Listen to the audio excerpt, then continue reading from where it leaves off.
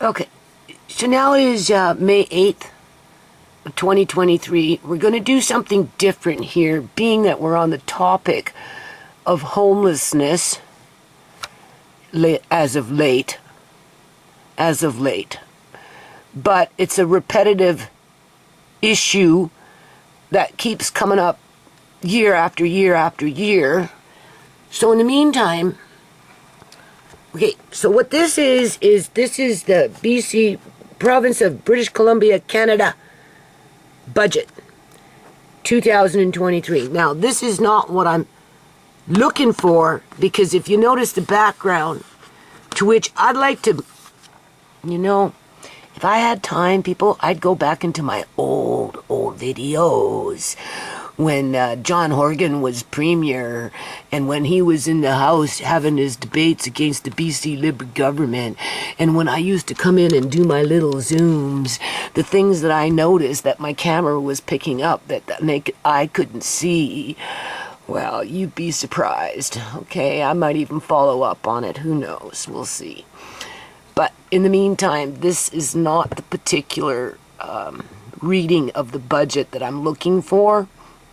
There's another one where she's standing in front of news media versus being in the Parliament House. But for now, I'm going to come back to this because there's specific words regarding how the province of British Columbia, Canada, is flourishing because of the housing boom. Okay? Now, I'm assuming that's to do with construction, with those stack and pack boxes that they're building for the next generation of landlords who will become slum landlords as they feed their tenant fucking bugs, because they'll be locked into those smart cities. It's just an increment here, another increment there. They increment the population where they want it. Poverty is manufactured. Go into any country outside of the Western world, and what do you see? You see slums with buildings stacked upon buildings stacked upon buildings stacked upon buildings. And those buildings become slums in terms of miles of it, mile after mile, as the people live like rats. So now I know they're building a whole lot of these monster homes as they're wiping out whole blocks of housing. So they take down a bungalow, take that square footage of that property, and squeeze in their monster home. And then they go from lot to lot to lot. And that's basically, and of course, depending on your income, you'll get more trees. Right? But when it comes to, I don't know what direction our governments are pushing this into in terms of these stack and packs. How much of the general population are going to eventually be forced to live in these things? Well, you've got that smart community over there with the monster home after the monster home after the monster home after the monster home. And that only happened after the previous community was wiped out. And there's a cost to that. But for the government, it's a profit, because that's what holds up their budget, basically. Anything that they were doing or saying basically was justified with the fact that, don't worry, in terms of, the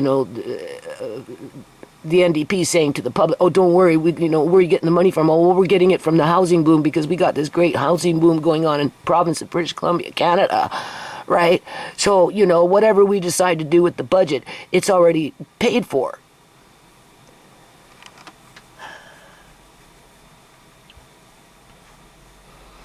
But yet we have a housing crisis. And we have organized crime that is exploiting certain parts of the population for profit. And we're not talking petty crime. We're talking about heinous crimes. Okay? To which the government refuses to acknowledge and to which the government tries to hide. So I'm going to come back and I'm going to listen to this and I'm going to see if I can find what I'm looking for, because it doesn't look like I can find the other quote-unquote video, although I did record some of it because I'd already discussed the BC budget. But not this particular part of the budget, though. Okay? Because Dabu7, who's been a very long time YouTuber, brought to the attention that in California there is a 2-mile long vehicle encampment in California. American homeless encampments are exploding in size. And we're going to watch this. It's not a very long video, but first I want to read this. This is somebody else's comment. Okay. Secret Owl. Alright. Let's see. Let my eyes adjust. I'll just bring this a little closer. Okay. I have a major back injury and can't work. It took 5 years to get disability, and it pays hardly anything.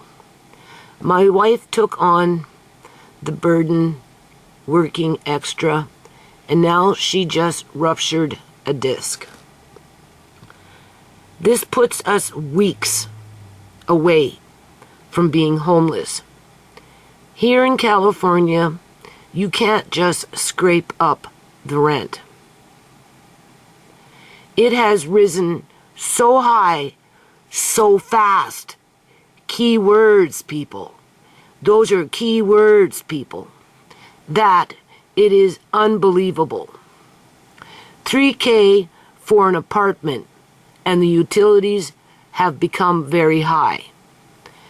I can see why older Americans that are too far from retirement but broken from working hard their entire life become homeless so quick when just a short time before having a decent standard of living. But don't forget, we've got those YouTube handlers up on YouTube with their multiple channels capitalizing off of the east end of Hastings of Vancouver to portray the homeless as a scourge. So that you stay angry, so that you keep your head in the sand, right? Or you convince yourself that whatever you're doing illegally or with ill intent, that it's okay. Because somehow the Vancouver Watcher or that Wonder guy who's, victimizing the victims twice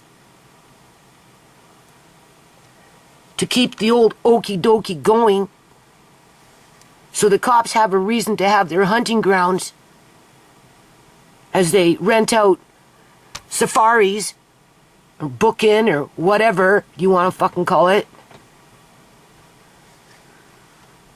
And nobody says anything because who cares if they disappeared? Right? Oh well, the cop said he did it to himself.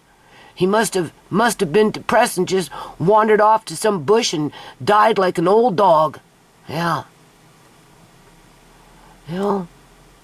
Good riddance. Yeah, right. Well, here's your good riddance.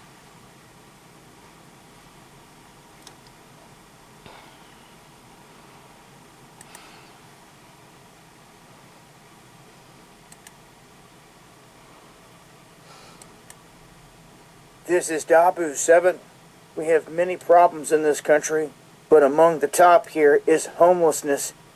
And now we have word that one of the largest camps out there here in America inside of California, in one of the counties around San Francisco here, has grown to over 2 miles in length. You're looking at an aerial shot of that spot in Marin County, where things have gotten so bad that this massive line along the waterway has grown on the side of the road, camper after camper after camper. So evictions continue to surge, rents soaring, and the Biden administration is trying hard to gaslight everyone out there and convince the sheep that everything is fine. But it is not. We're now in a situation just like in 2008, 2009, where large numbers of people have lost their jobs, and it's going to continue down this path with the Biden regime making these moves. So in Marin County, California, the average price of a home is $1.4 million. It's one of the most prosperous areas in the entire country. But here is also home to one of the biggest camps out there. You have to ask yourself who's prospering and from where did they come from? Who's the leader of the organized religion? And exactly what does their religion represent?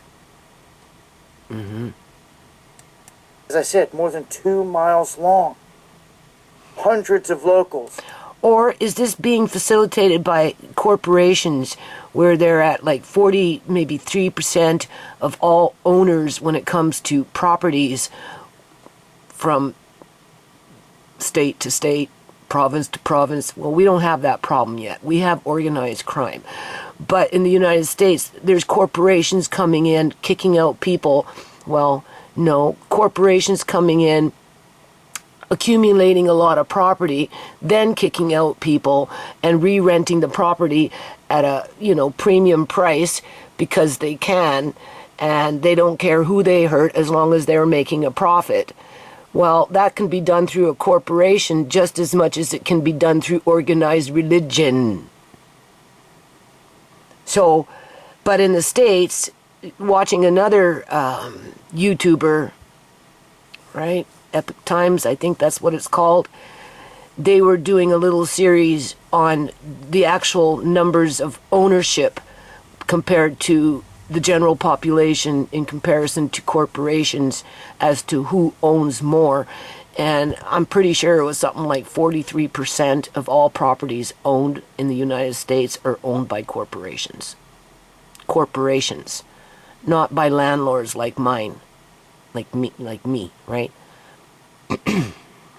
Where in Canada, I think there's more landlords than there are corporations, but that's not to say that these corporations that come in with their fucking numbers, just a whole bunch of numbers, that's the name of their corporation, just a whole bunch of numbers under that organized religion that, buys this house, this house, this house, and then come in and wipe out every fucking house to build their fucking stack and pack boxes. Do you see how that works? So you can't say it's not a corporation that's in partnership with organized religion in bed with fucking corrupt government. It's multi-tiered. But in the States, for sure, the number of corporations owning housing, whatever that housing may be, is hovering around 43%, which doesn't give a lot for home ownership or even landlords owning properties as rentals. Left, that is. And with what's going on, it's just speeding up the process even more. Right. In one of San Francisco's wealthiest counties, been forced to pack up their lives into RVs and trailers on the side of the road. So this is the real deal. This isn't just downtown areas where you've got zombied out drug heads. Yeah, with YouTubers coming in with their multiple websites, funking the funk out there so they can make a little bit of bling as they spread misinformation and keep, like I said, the general public angry and disgusted with those people that he's recording so that nothing changes, literally, right? Except the violence and the heinous crimes get worse. That's all. It's just a green light. That's all it is. It's an invitation to come in and attack. Okay? folded over and all that. No. This is everyday people in this country that are being forced out, that lost their jobs by design, lost their homes by design. And this is where it's put them. All in all, this is happening in many different places, many different states. But I just wanted to point out. That's because 43%, I'm pretty sure it's around 43%, okay, of it's corporations that are fueling this in the United States, more so than private homeowners, or I won't call them homeowners, private property owners that rent out their property units to tenants, right? So we'll just put it 40-60. So 40% that own all properties in the United States of America are corporations. We're talking big ones like BlackRock and those kind of things, right? And of course the ones coming in from China and whatever Bill Gates is doing, okay? And then that leaves 60% of Americans owning property, whether that's for personal use or for rental purposes and investment, long-term investment, right? Where in Canada, I think the homeowners, I think the property owners themselves are the larger shareholder. I do. Versus corporations, but that's not to say that corporations aren't a problem as well. And again, how do you want to interpret a corporation? Does it have to be a corporation like BlackRock in order to take over BC before people notice? Or does it have to be just a bunch of fucking numbers written down with one or two names as a the go-between either or? All those numbers is just a corporation that brings in the UN soldiers so they can demolish house after house after house after house after house, build their stack and packs as they continue to increment their smart city grids, figure out who they're going to target, how they're going to target them, and before they even move in, make sure the resources are there to target them. Because a lot of this targeting that goes on within families is already pre-written out in terms of, well, this is going to happen to this person, this is what's going to happen to this person, and if we can do this, we're going to do this to that person. Only we're not going to do it all at one time, because if we do it all at one time, then, they're going to fucking figure it out. But if we spread it out over a period of a few years and cast bad light on them, scandalize them, humiliate them, keep them always on their toes, right? Whatever it may be, just so that we ourselves that are implementing these attacks, can't call them strategies, but they're based on strategies. Yeah. It only takes one drug addict in the house to cast a stone against the whole family and accuse everybody in the family of being drug addicts, so that everybody else that's running around committing crimes, so that they can accumulate properties, whether it's off of the sale of body parts or apprehending children and propping up, the middle class over there with foster kids, because that house over there was imploded through strategy, implement over a period of years. But now they don't need to implement over a period of years, because they're so ingrained in with their corruption that all they need is a corporation. It doesn't matter if it's BlackRock or a whole bunch of fucking numbers. Literally, people, the Punjabis out here create corporations with nothing but numbers, and then they buy up 3, 4, 5, 6, 7 properties at one time. Then they evict everybody basically at one time. Then they come in and bulldoze down every single house, tree, kill off the animals, scare away the birds, whatever the fuck it is, at one time. And then they come in under their numbers, their corporation, and they build a stack and pack that nobody can afford. But because it's new, they can say, well, it's $3,500 for a 1-bedroom fucking box. Okay?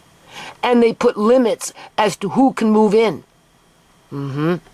And that's assuming those buildings don't sit fucking empty as a charade.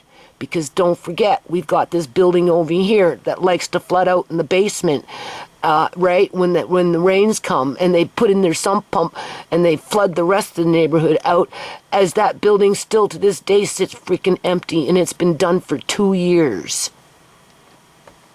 133 suites. I think there's something like 15 freaking apartments that have been, leased out, rent out, bought, who knows. But they always have the lights on, when not throughout the building, but, they have it through the hallway and they have it in their reception area. But 2 years the building's been sitting empty. And they want to build another one right next door to it, killing off all the trees. As we got major wildfires going on in Alberta, not talking about BC yet, but if it's at the border of BC and Alberta, it's in BC, but the BC government or the news outlets, apparently they're not talking about it, so it can't be that much of a problem yet. But give it a couple of months, before you know it, everybody will be smelling the smoke. Right? The hotter it gets, the more smoke every year. In August, that's when the smoke comes. It will come earlier this year. I think my son is right. It hasn't been raining. But, so, 43%, 40%, 40%. This is, just how big of a deal this is, and it's growing. This camp alone, again, over 2 miles in length. I'm gonna leave. So how are the cops gonna come in there and do a clean sweep on that one? Huh? And next thing you know, they're gonna be calling these people terrorist groups. You watch and see. Or anti-government. Yeah. Because these ones, you see, the thing about these ones, they got game. They got game. They're gonna organize. Sooner or later, they're gonna fucking organize. How is this any different than the convoy, the truckers' convoy? Tell me. How is this any different than the truckers' convoy? Right? How can the government turn this one into a political issue where they can go in there and snatch up on everybody's fucking bank accounts? As they accuse them of what? Coming together? Numbers and safety, right? You can't get mad at them if they fucking organize if they want to survive, right? But you see, it's not easy to go in there and hunt. How can the cops go in there and just pluck out one without anybody saying anything about it or really noticing it, like not taking it serious? If one gets plucked out, trust me, everybody's going to know about it, and it's going to go all the way down the fucking line and all the way down this way. And sooner or later, if one gets plucked out here, one gets plucked out there, it's not going to take long for these people to figure out what the hell is going on here. But when you take it out to East Hastings, Vancouver Street and make everybody mad at those decrepit homeless people, oh, God forbid, if one gets plucked out, you're doing society a favor. Yeah, that's how they justify it, people. Right. This is not a hunting ground. Right? Government would like it to be a hunting ground, because then it would be easy to pick one off here and one off there, and sooner or later, take them all out with their sweep. So what? They're going to bring in the military? The UN soldiers? Well, they're already here, people. Links here below. Join me on the live stream where I talk about this in greater detail Monday and Friday, 9 p.m. Yeah, he don't talk much. He don't talk much on YouTube anymore. He was getting shut down all the time. Yeah, getting strikes and shit. You see? Bling.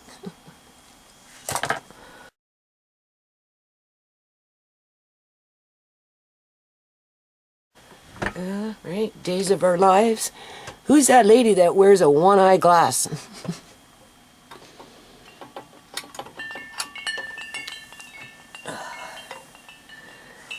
Oh, I so wish I could just, I don't know. I don't want to say be more professional with video making. You know how everybody just kind of clips everything in and makes it all so nice and smooth and easy to understand. Right? But,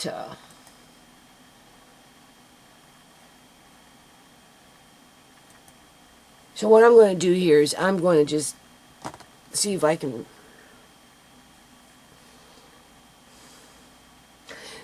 just bring you know, the spotlight onto different angles of this whole situation that not only affects me and my family, not to mention everybody else in the province of British Columbia, Canada, who are victims to this assault on humanity. Yeah. And how our governments somehow seem to think that it's beneficial, because they speak with forked tongue, right? Somehow it's beneficial for their constituency, their jurisdiction, right, to have a building boom as long as it generates money to put into their programs after the fact to help the quote-unquote homeless, or, you know, those below a certain income level with their subsidies this and subsidize that, right?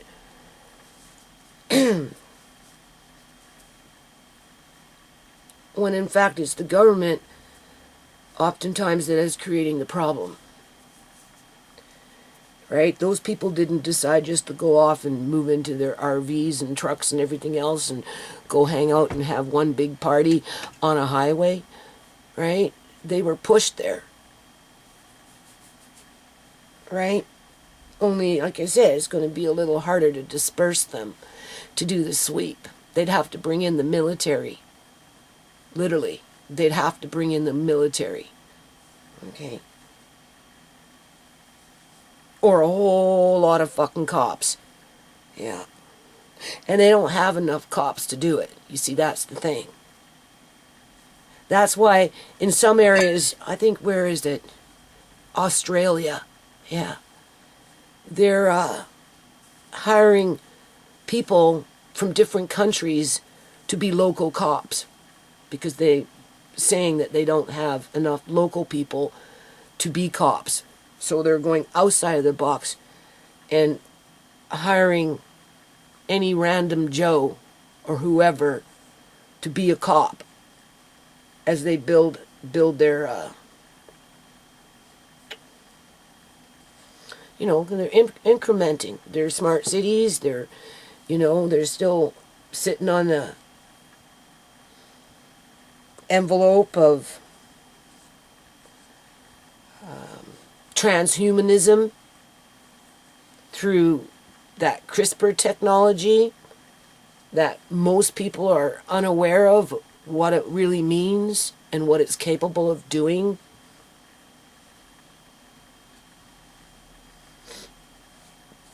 So, I don't know. The problem is so big, it's not like anything I got to say is going to change it. Right?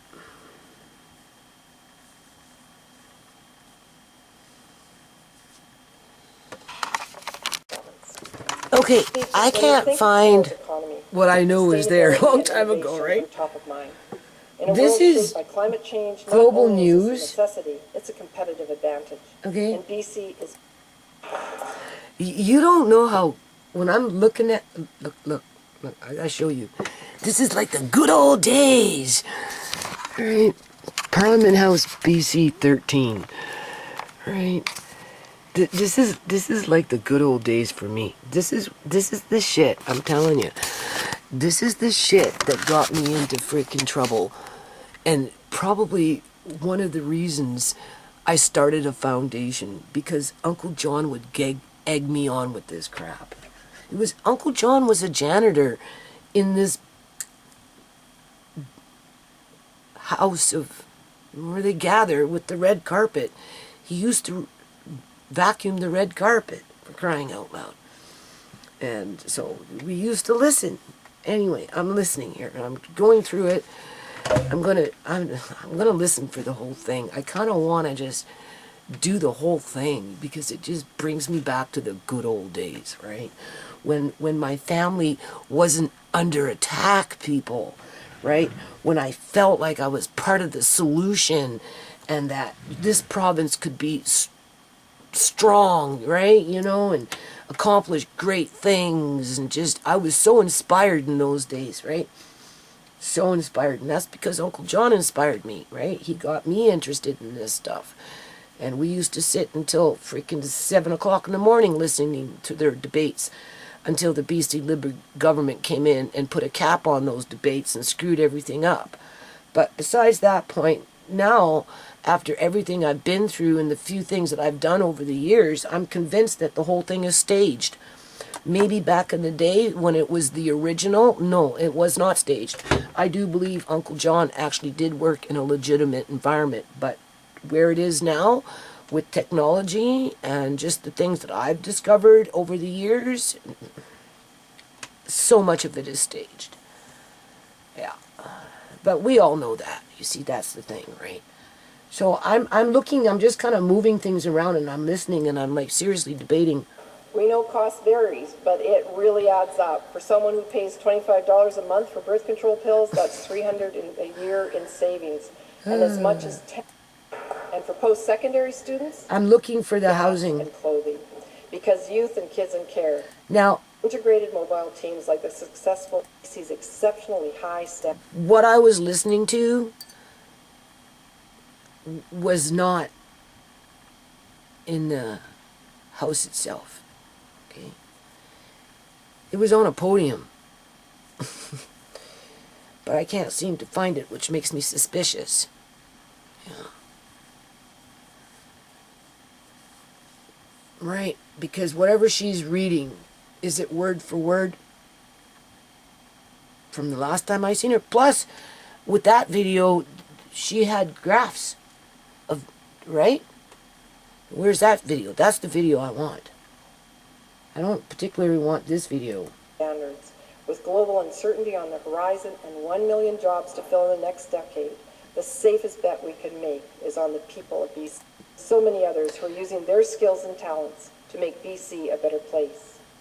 Mr. Speaker, we're also training the next generation of workers with thousands more seats in high-demand fields, from healthcare to tech and veterinary medicine to early childhood education. And we're focused on getting more people with multiple barriers and underrepresented groups into the workforce. Mr. Speaker, I believe that if someone wants to retrain or upgrade their skills, cost shouldn't be a barrier. It's stronger, backed by the diversity, skills, and unique strengths. It's a continent-leading plan to reduce emissions while creating family-supporting jobs and strong big oil and gas companies and put the money back to work for people. As peoples. Whether it's new agreements with Blueberry River First Nations and other Treaty 8 years ago, we doubled the BC Manufacturing Jobs Fund to $100 while maintaining BC's high standards. We know that anything built today must meet the demands of a changing climate and growing population. It's a high bar, and BC is ready to meet it.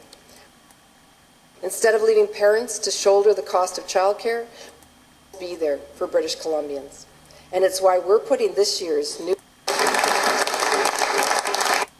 and healthier community. This budget delivers for you.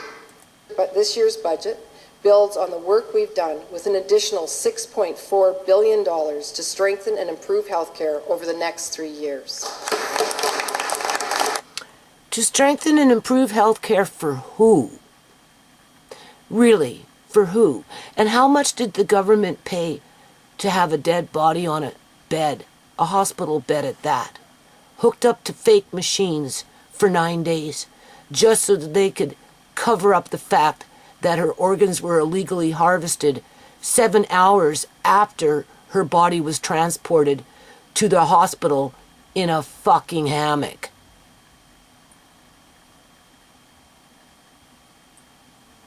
Is that what that budget is paying for, people? Because you know that's what happened. Okay?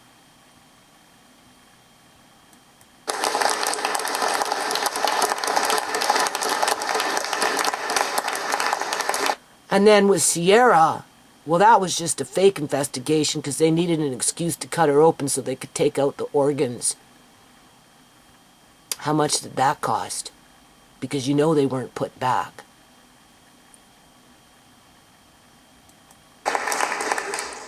We're continuing to manage COVID-19 and flu levels by supporting the ongoing public health response. And as our population increases and ages, we're adding $2.6 billion over the plan to meet the growing demand for health services, including cancer care. Cancer has touched the lives of all. You heard how she ran all those words together and came to a common denominator. A common denominator. Everyone in BC. Its impact on patients, families, and our struggling healthcare system is one of the greatest challenges we face. Trust me, the healthcare system is not struggling, people.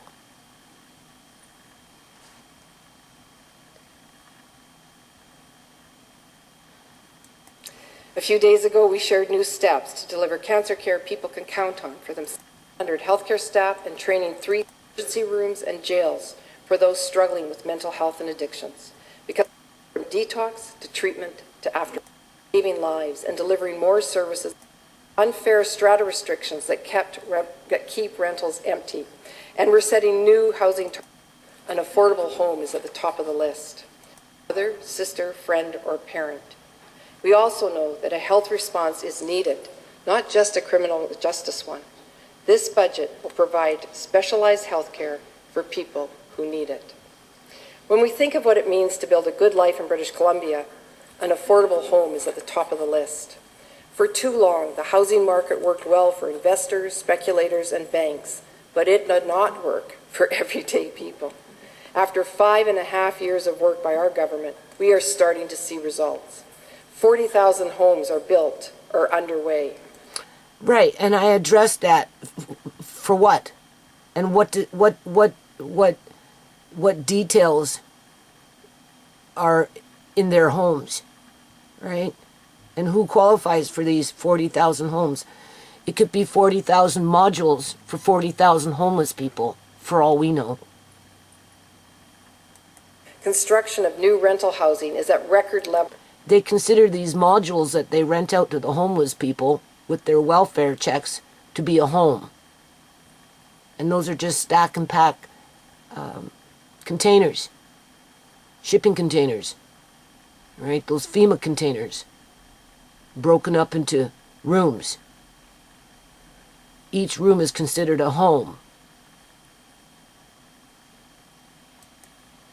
7 times what it was a decade ago. In just the past few months, we've removed unfair strata restrictions that keep rentals empty. And we're setting... I don't know about that building over there. I don't think they have any strata problems. I think that all the old people are being medically kidnapped through the healthcare system when they go in and break their ankle or have a cough, and they find themselves in temporary care wards being told that they have to sell their houses because they're never going to be released, and they're going into long-term care. And that's why they're not moving into there, because a lot of these old people are being medically kidnapped through the healthcare system. Witnessed it myself. People have already experienced it personally with Uncle John. And that's why that place sits empty, because that's supposed to be for 55 and over.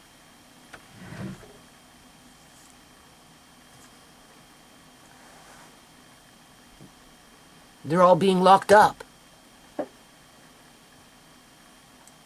New housing targets. That's what I'm saying. It's just a charade. It's just a means to launder money. That building is there to launder money.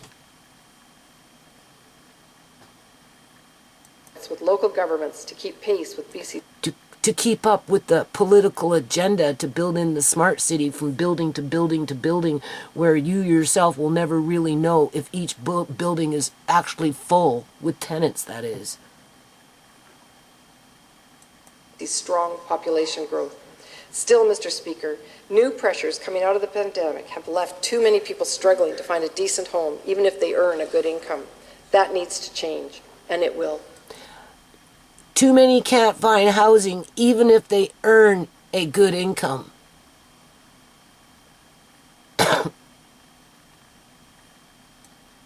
Well, we know I don't have a good income. This year's budget will invest $4.2 billion to deliver homes of all kinds for all British Columbia. How much did he say?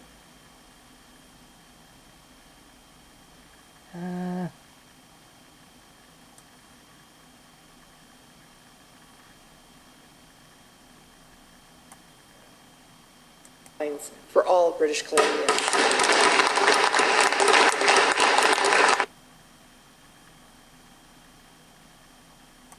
And it will. This year's budget will invest $4.2 billion. $4.2 billion for 40,000 housing units that will benefit British Columbians, which is probably at 5.8 million people. So I don't know what the ratio is on that. If you got 5.8 million people and only 40,000 benefiting from a subsidized government program, basically, that's going to cost $4.5 billion to implement over a period of what? How many years? Maybe 3? As she acknowledges that even people with good incomes can't find affordable housing? Why? Why? Why can't they find it, people? Isn't our provincial government and our state governments elected to protect the people from an influx of immigrants that overtax the budget and take up all the housing, flood the healthcare system with their issues, and some of them can pay and some of them can't? But for the ones that can't, well, that's easy to fix. All you have to do is have a few Sierras running around and throw in some pharmacare fraud. Right? Book Sierra in for surgery. On the day of surgery, throw her clothes at her and send her out onto the streets and tell her to get the hell out, as they charge her pharmacare number with surgery, but give it to an immigrant that wasn't covered by any kind of health care in the province of British Columbia, Canada. You don't think that shit's not going on? Of course it's going on.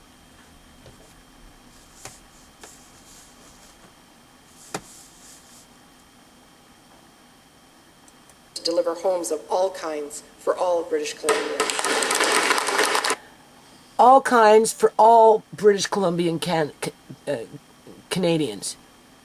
All kinds. What's that supposed to mean? Who's she referring to? Well, if you've got a good income, you and you and you can qualify for this subsidized housing. If your income is just at the poverty line, like by $2 over, this is what you qualify for subsidized housing. Because it all boils down to being subsidized housing, right? And then those at the poverty line, this is what they qualify for, whatever it may be. We don't even know yet, right? And then, of course, anyone below the poverty line, that's what they get. And that's only 40,000 units out of 5.8 million people, as they bring in more and more people every frickin' week.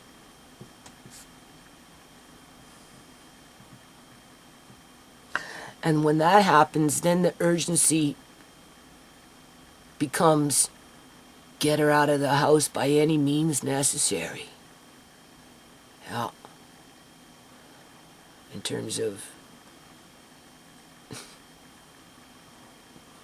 it's just a matter of time. It's train wreck in the making.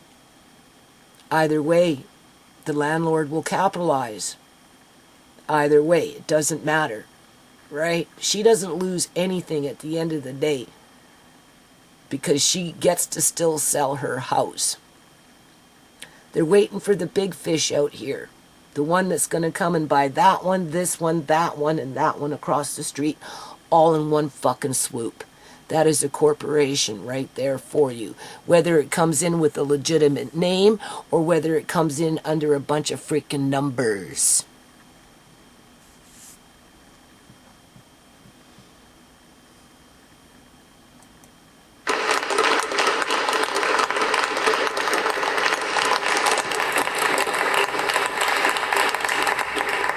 It is centered around a bold housing action plan, one that builds on our work and takes new steps to deliver more homes for middle-class families, for Indigenous peoples, for renters, and for those in greatest need.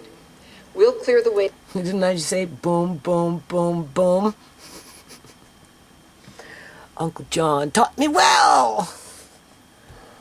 For more housing with zoning changes and a faster permitting process. And we'll make major new faster permitting process. I'm missing it because this is not the same one that she was doing before. Let's go back. Okay. Where am I? Okay.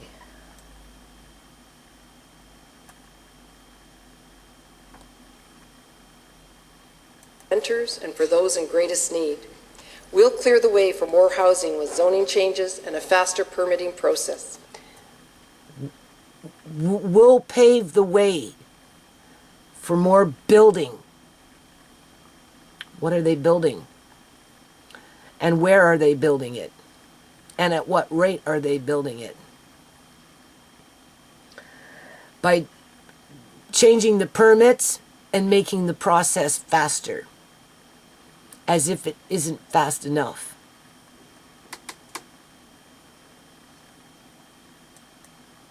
And we'll make major new investments to increase housing and services near public transit hubs around the province. Yeah, because that building in their smart cities with these blocks of buildings upon blocks of buildings upon blocks of buildings. Well, everybody's depressed.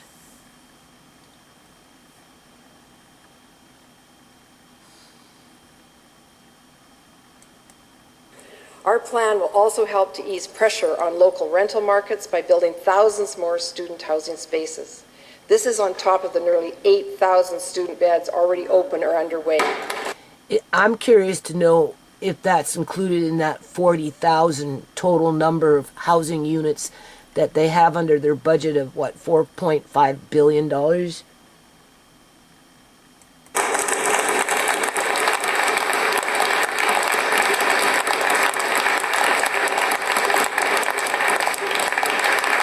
From Okanagan College, Uncle John would say, there goes the seals. Like seals in an ocean. campus in Kelowna, Vernon, and Salmon Arm, to tripling the number of student homes at Abbotsford University of the Fraser Valley. And I can't forget my own stomping grounds. A few months ago, we started work on new homes for students at Selkirk College's, Castlegar, and Nelson campuses. Does that fall under a different budget, under a different portfolio, or does it fall under the one budget, $4.5 billion with 40,000 housing units? And at what ratio? And at what cost? And the best part, these are all built using mass timber technology, which creates jobs and helps reduce carbon pollution. Mr. Speaker, it's clear that homelessness is no longer just a big city issue. What we see happening in... So now we're jumping into homelessness, from student housing to homelessness. Communities and on streets throughout the province isn't good for anyone. Least of all for people who are living on the street or in dangerous encampments. This year's budget will fund more supportive housing and strengthen existing modules, mainly modules. Programs which help vulnerable people keep their homes. We're adding hundreds more units of complex care housing, and we're creating modules. new regional teams to help any community dealing with a major encampment. Mr. Speaker, whether I'm in Victoria or at home in the Kootenays, I often hear the same thing from my neighbours. People in BC are working harder than ever, but many feel like they're just getting by, not getting ahead.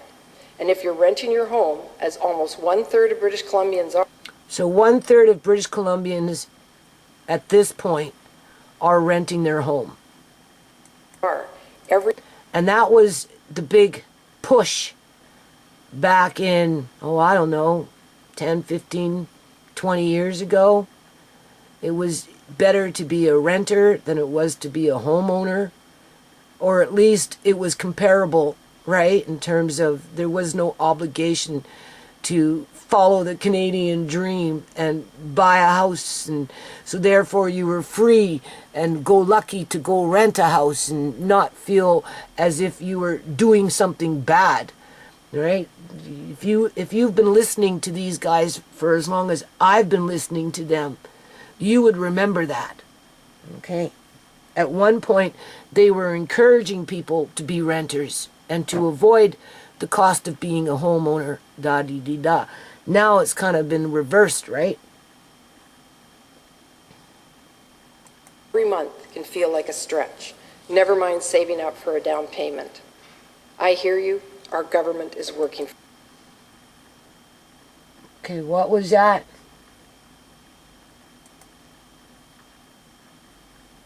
It's getting by, not getting ahead. And if you're renting your home, as almost 1/3 of British Columbians are, every month can feel like a stretch, never mind saving up for a down payment. Every month could be a stretch, never mind saving up a down payment. How much do they want for a down payment? $600,000? Something like that. And you have to have a certain amount of income. Yeah. I hear you. Our government is working for you. Whether you're a young person looking for your first home away from home, because the property prices are overinflated, that's why. On purpose. So only big fish can buy. And then demolish and rebuild. And those buildings will become the next slums.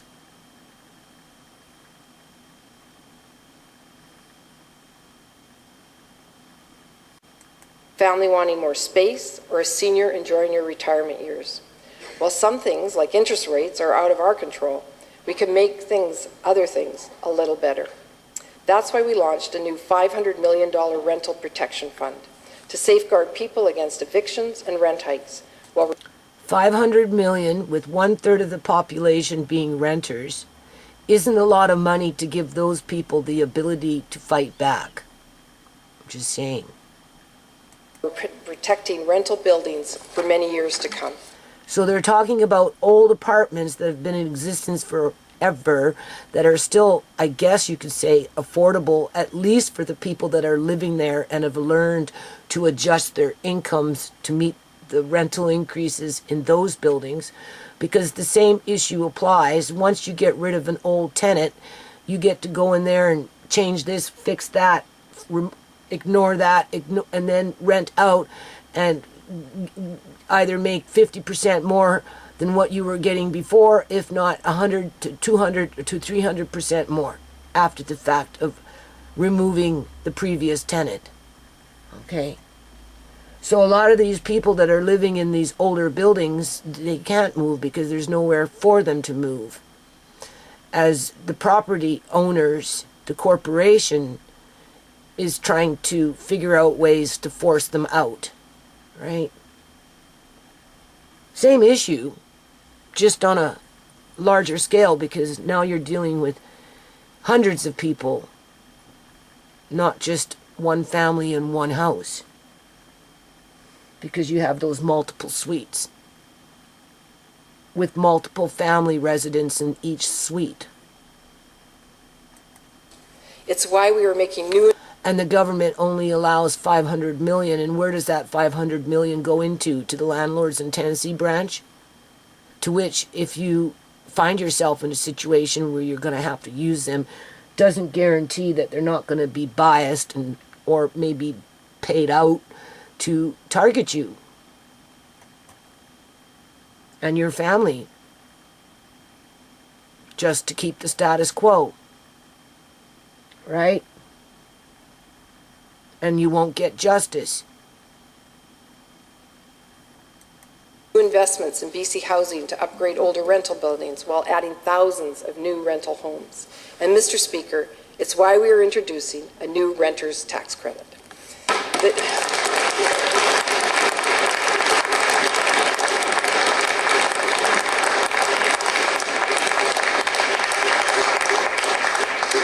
The new income-tested credit will put as much as $400 back into the pockets of low and moderate income renters.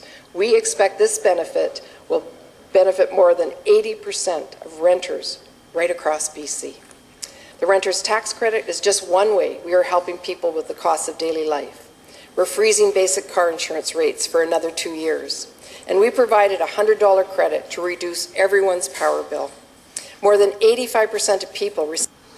I think ICBC Car Insurance Company is a corporation owned by the government. It's the only one that's allowed out here to give out car insurance. So that's a Crown Corporation. So they're freezing their Crown Corporation fees. Received the BC Affordability Credit in January, with some families getting up to $410. And just days ago, we announced another that's BC not what I'm Affordability looking Credit for. coming in a month for birth control pills. That top of the 10% increase single parents will get students can make before they need to start repaying their life as children and families. Made a police dedicated. So that's like the good old days. Seriously. You don't even know. That's not what I'm looking for, though. I'm looking for where she specifically said not to worry about their spending in terms of supporting this program, that program, and as to, quote unquote, where they were getting the money to spend, because she reassured that the housing market was booming. Yeah, it was at a steady pace as you go. So they are causing more destruction than they are coming up with solutions. And any solutions that they're coming up with this housing investment of $4.5 billion for 40,000 units, and that's assuming it doesn't include those student housing units, okay?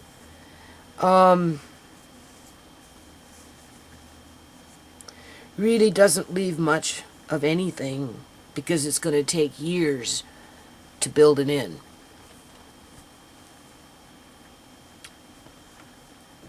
Right? So maybe what I'll do is I'll just end this video now. Or at least I'll see if I can keep looking for this video, because I can't find it. And that makes me suspicious. I will continue to listen to that one, because not that I want to listen to the BC Liberal Party. My God, I can't stand them. They cause so much destruction you don't even know. But what I was listening to has another half where I guess the BC Liberal government has a chance to voice their opposition to the budget. Not that anyone was throwing out any numbers there outside of a few, right? And I'll listen. At least try to listen. BC Finance Minister tables, oh wait, maybe this is it. No, because they cropped it. It's 2 minutes and 49 seconds. That's it. That's what I'm looking for, but I'm looking for the full one. Yeah, they're shady that way. They put shit up and then they take it down. And then what happens is a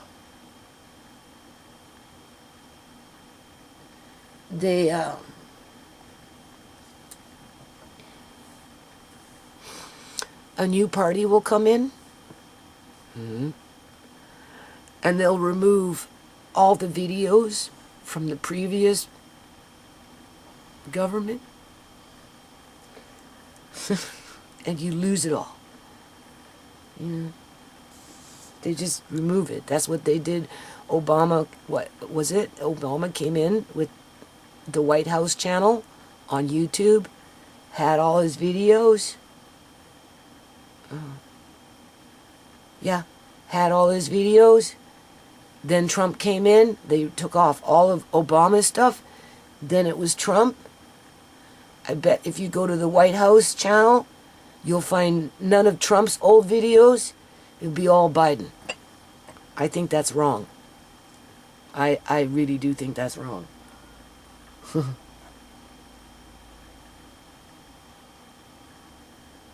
That's just censorship. That's all that is.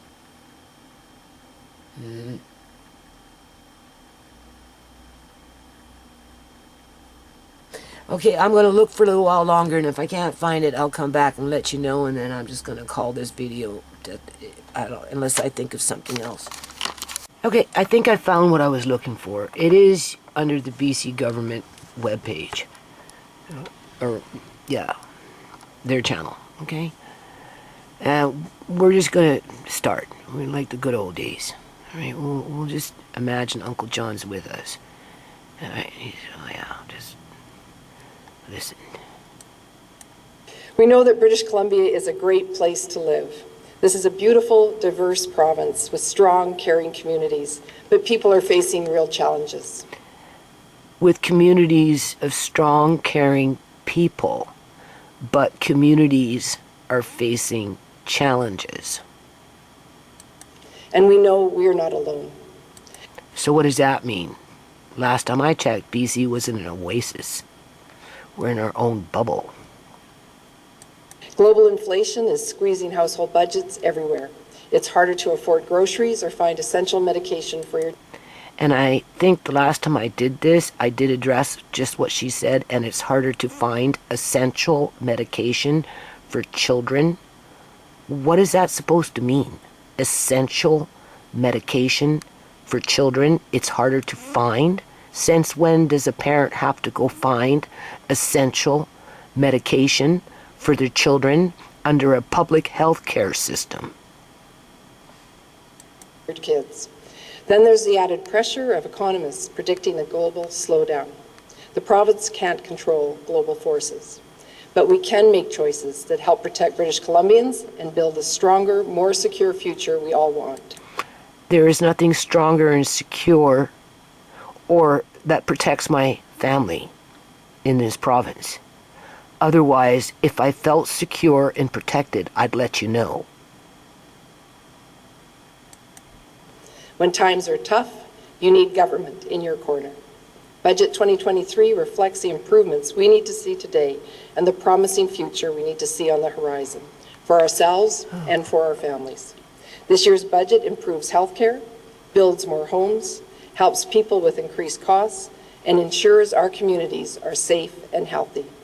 Okay, so I'm going to see if I can, I'm just going to listen to this, and when I think I hear what I'm looking for, that's when I'll stop and play it and talk about it, right? Otherwise, we basically went through all this already.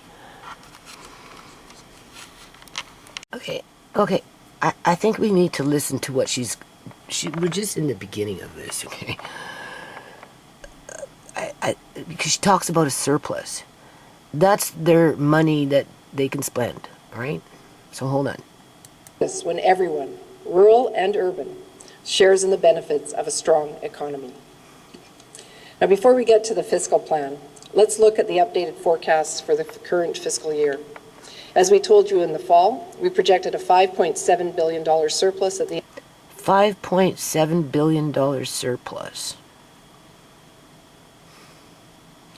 of... Okay, the update 2022-2023 forecast projects a Q3 surplus of,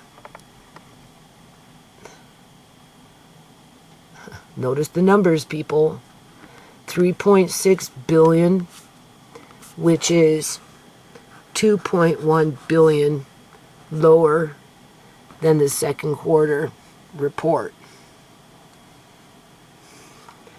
Key changes since Q2, I guess quarter two include higher revenue primarily from income and sales taxes. Increase spending, including $2.7 billion for supplementary estimates, $500 million for the renter protection fund. We just talked about that. And $500 million for an additional BC affordable credit payment in April, to which I didn't get whatever credit they're talking about. The end of the second quarter. Today we are projecting a $3.6 billion surplus. The difference is we are putting the surplus to work for people now. We're immediately investing in helping people with cost of living challenges. This new spending includes another round of the BC affordability credit in April, and it helps more people make ends. Well, if the budget is $3.6 billion, right, and they're only investing $500 million for rent and $500 million for their credit, that's only $1 million out of $3.6 billion. What happened to the other $3.5 billion? I know, it went into healthcare. Meet. Once again, approximately 85% of BC will receive the credit, and about half of those will get the full amount. And it's income I didn't get no credit. I can say that right now. tested, which means the lower your income, the higher your payment. The new spending also includes the And where does the credit come in from? BC affordability credit. Like, who even qualifies for that credit, and how do you qualify for it, and where does it come from? rental protection fund that was announced in January. The fund protects people from evictions and rent hikes while preserving. Didn't protect my friend. Not at all. Rental buildings. And there is $2.7 billion in more spending to support British Columbians through supplementary estimates. The projected surplus will continue to change as final revenues and the resources are determined and as we continue putting resources to work for people. As always, we'll provide a full account of the province's financials for 22-23 this summer as part of public accounts. So what happened to capital investments, and where's the budget to pay all these employees their paychecks, their inflationary raises, their dental plan, their medical plan, their superannuation life insurance policies, their disabilities, and some of that stuff they put into other portfolios, but at the end of the day, We know this year. So what, the surplus is just the extra money that they have after the fact of paying all their employees? Is that how it works? Surplus is unlikely to happen again, which is why we are tabling So whatever surplus they have, they don't expect it to happen again. supplementary estimates along with this budget. As parents needing essential medications are finding it harder and harder to find. Well, that's something that you would hear coming in from the States, not from British Columbia, Canada, but I guess I'm wrong, because I couldn't imagine going to the pediatrician, refilling Amari seizure medication, taking it to the pharmacy, and then the pharmacy says, I'm sorry, I can't fill it. You have to go find another pharmacy that can. Yeah, okay. I know the pharmacies are having a hard time keeping up with their bottles that they supply this stuff in, because I get it regularly for Amari, and now they're giving me glass bottles. Those dark, they gave me one dark glass bottle versus a plastic bottle. So what does that tell you? That tells you they're running out of plastic bottles. And I'm like in the back of my mind, this is a nice bottle. Like, how long can they continue to give me these glass bottles, right? Well, that's what's going to happen. They're going to come one day and say, sorry, we can't fill it. You're going to have to go find another pharmacy. So now the government's got the parents running running around the freaking province looking for pharmacies that can fulfill seizure medication for children like Amari, because that's essential. Because if I go back and say to the doctors, I don't want Amari on this is not essential, you know what's going to happen? In comes the clowns, right? Next thing you know, Greta the social worker's running around pulling out her hair, saying, holy shit, right? With the fire under her feet to cover up the dirt of what the government's failing to provide to the general population in general. How about that one? Oh, like the good old days. This is where I start to get angry. This is an important step to secure more spending authority and get this surplus money to work for people now. Because we know that supporting British Columbians... But it's only temporary, because she already said that she doesn't expect it to repeat itself next year or the year after thereafter. All right? So this is a one-time spending blitz, I would think. We'll build a... And more reason to bring in the BC Liberal government, because they have no problem coming in and just cutting people off here illegally like they did to me in 2003. Yeah, and we're talking thousands of people. I wasn't the only one. I was just one of the ones that had 5 dependent children. Right. Stronger province for us all. Support like the $1 billion Growing Communities Fund, which will go directly to growing communities right across the province. It will support the improvement of local roads and water facilities and build more community centers, pools, trails, and arenas. From infrastructure to connectivity to emergency preparedness, these investments will make a positive difference for people, businesses, and communities. It's been a difficult few years, but BC's economy has been resilient in the face of pandemic, geopolitical, and climate-related challenges. We need to go back. I was waiting for her to been a difficult go few through years, the numbers. but BC's economy has been resilient. Well, where am I at with this? Been a difficult few years. No, that's not what I want.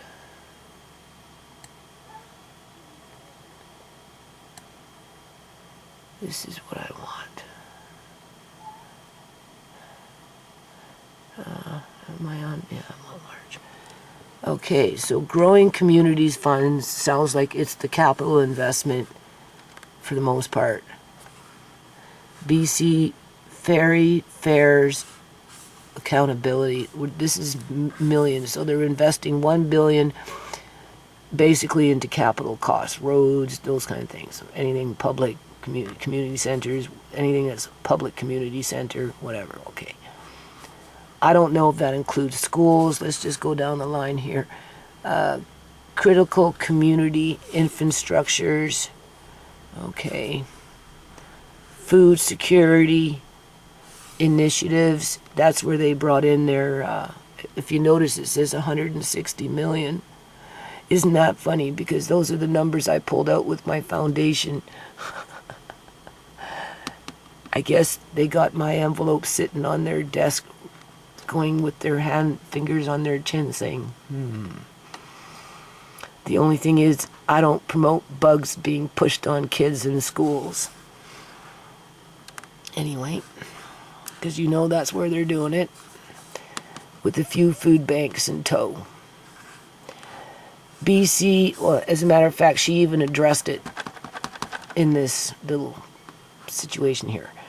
BC Cancer Foundation, well, they have to prop it up because they know that the mRNA technology is instigating turbo cancers.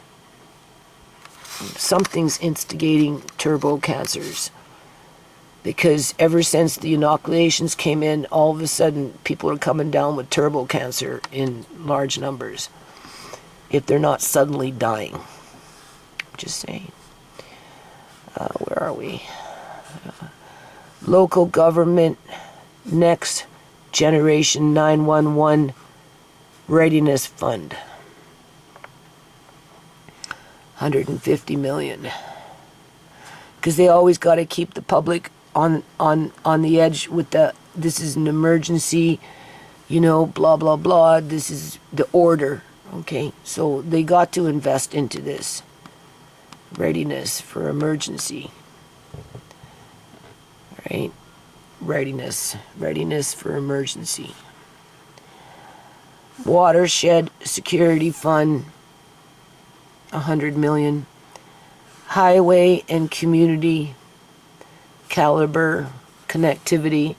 These are still capital costs. Accelerated funding for First Nations agreements.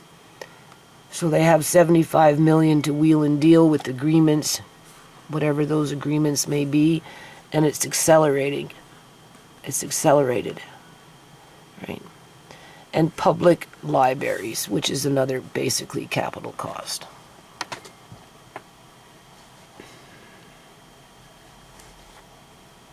And this is done through the surplus, where the BC Liberal government would be coming in saying, no, we need to take the surplus and put it on the debt and balance our budget.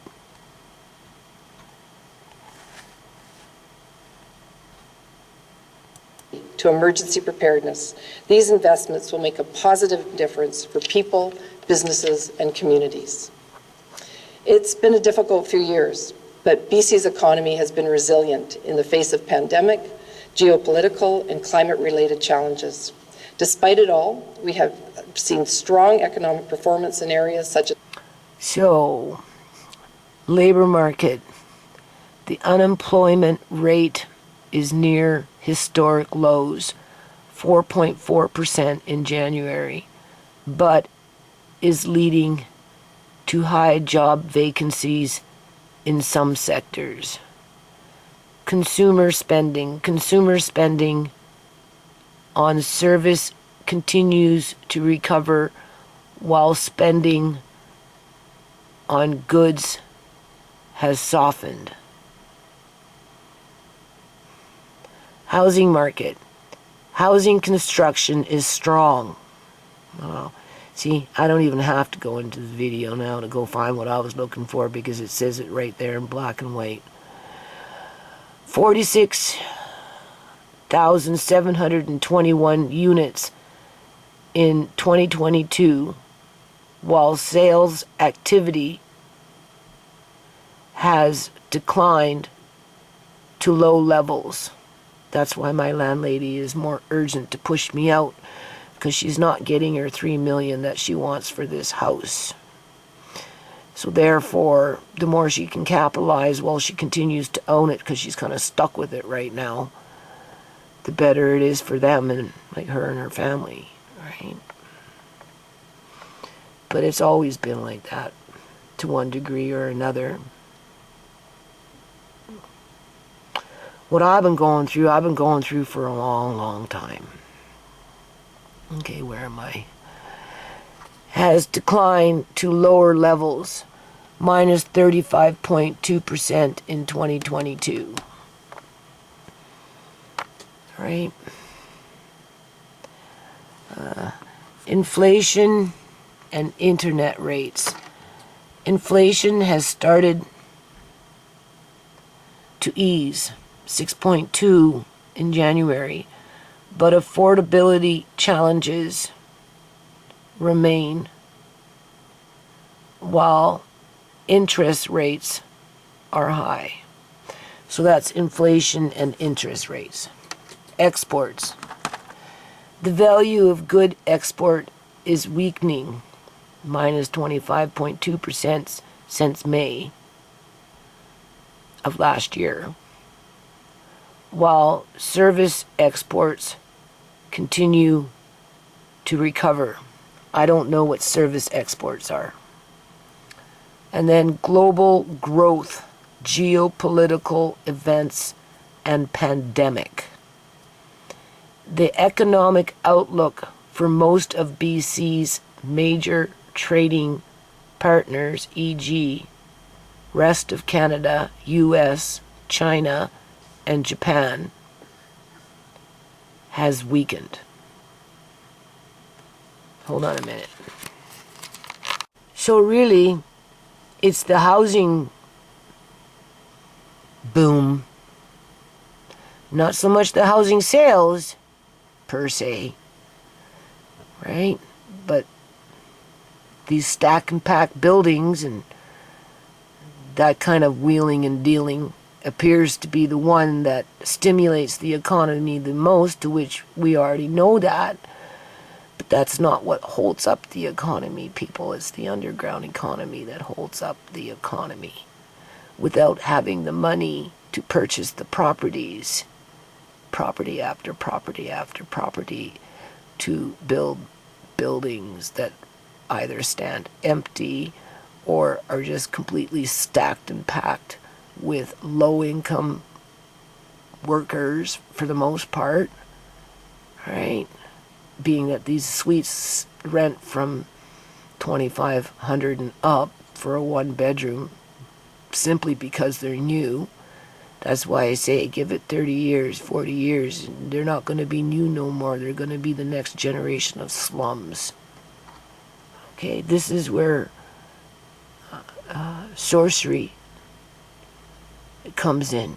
They give you the illusion that what you're buying is new, so therefore that's what it's worth in terms of, $3,000 a month for a condo that is just a stack and pack box that is poorly made, that's going to end up becoming the next generation of slums to supplement and support the landlords that own those buildings, so so they can exist. Not that the landlords are coexisting with their tenants, because they're not.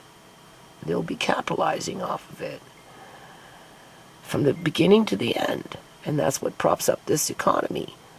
But there's an underground economy attached to it: illegal organ harvesting, child trafficking, the exploitation of vulnerable women and men out in the streets through prostitution and drugs and snuff movies and all this other shit that goes on, right? Which is our labor market and home building. But there are also areas where activity is slowing. BC's labor market... Home building. It is strong, with the unemployment rate near historic lows at 4.4% in January 2023. But there are high job vacancies in some sectors like construction, accommodation, and food services. The increase in workers has not kept pace with the demand in these areas, and we've heard it firsthand from businesses. We're seeing people spend more on services like tourism and hospitality. Meanwhile, increased rates and prices are affecting consumer spending on goods, particularly big-ticket items like vehicles. Nominal retail sales growth in BC has softened, rising by just 2.7% in 2022. On housing, construction activity continues to be strong, with the second highest number... Construction activity continues to be strong. ...of housing starts on record last year at around 46,700 units. That's well above the 10-year historical average. At the same time, we've seen home sales fall significantly in response to increased interest rates. In 2022... Yeah, and I get punished for that. MLS home sales decreased 35%, and activity was well below average in the second half of the year. The MLS average sale price has also softened, falling almost 18% from... And I don't believe that the unemployment rate is 4.4%. I think they're fudging the numbers here, people. February 22 to January 23. As always, housing remains a priority for our government, and we continue to monitor these trends closely. High prices are affecting the cost of living for households. Inflation in BC reached 40-year high last May and declined to 6.2% in January. We are seeing the worst effects in how much we are paying for food, shelter, and transportation. In response to rising inflation, central banks have raised interest rates faster than expected, affecting the cost of borrowing for people as well as the province. The latest update is that Bank of Canada signaled its intent to hold rates steady for now. Regarding trade, the value of goods exports was strong on an annual basis, with growth of almost 20%. Speaking of that, I think this heat problem that we've got going on in Alberta, in terms of the quote-unquote weather, I think is going to be a problem probably for quite a few provinces, and our crops are going to be affected this year, most definitely, like our wheat crops and those kind of things. I think we're just going into I don't know, something. I don't think it's going to be as cut and dry as just a whole bunch of forest fires blazing in Alberta, burning half the province up. As these fires got everybody on the run, going into evacuation centers, 25,000, and we're just going into the fire season. Yeah. In 2022. However, the value of goods exports started to decline in the latter half of the So if the farmers can't grow the wheat and then ship it off to China, what's going to happen to the budget next year? What do you think? year in response to lower commodity prices. Exports are down 25% since May. Meanwhile, service exports continue to recover as tourism picks up, as people continue to resume travel. The economic outlook for most of BC's major trading partners, for example, the rest of Canada, US, China, Japan, has weakened. That's due to a number of factors, including higher interest rates and uncertainty associated with the war in Ukraine. And while it may feel like the pandemic is over in some regions, it still remains a risk. I wonder if they've already brought in their 10,000 Ukrainians, and where did they place them in an abundance of resources when it comes to housing? Where did they place 10,000 Ukrainians as they continue to place the Syrians that keep coming in with their large families, not to mention everybody else that's coming in? I'm just saying. Globally, that could affect labor, trade, and supply chains. So let's turn to the outlook for BC's economy. In Budget 2023, we are forecasting that BC's economic growth will slow to 0.4% in 2023. The slower near-term growth projection largely reflects the combined effects of elevated price pressures and tighter monetary policy working their way through the economy. This isn't unique to BC. We're expecting a similar slowing throughout Canada and the world. Looking beyond 2023... You know, but if you notice, British Columbia, Canada is really not a very charitable province. So this is to be expected.